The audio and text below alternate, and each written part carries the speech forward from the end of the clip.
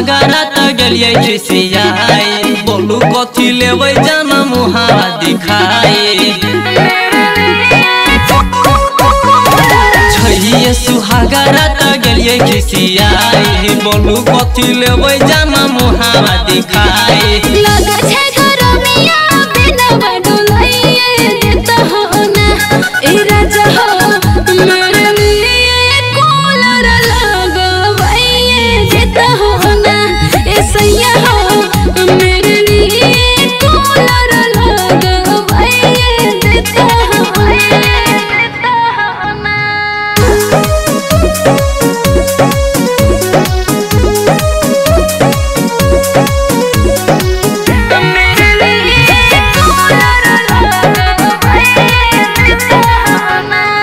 आजू के रतिया रोकवे जवानी हमर तोड़ देते खूटा होए तो बिहाने लगावाई देब रात भर चढ़े दुना छोटा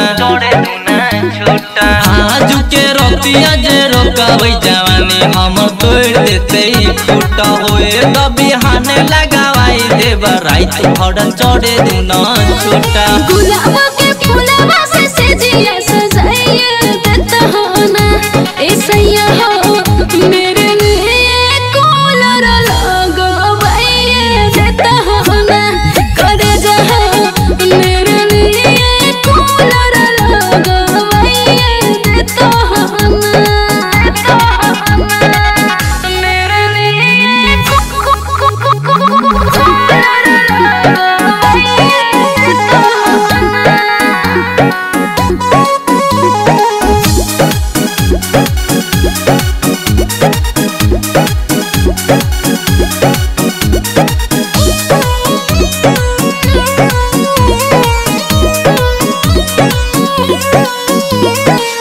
बड़ा घूंघटा उठावे दुन कहे छे संजय सहजनावा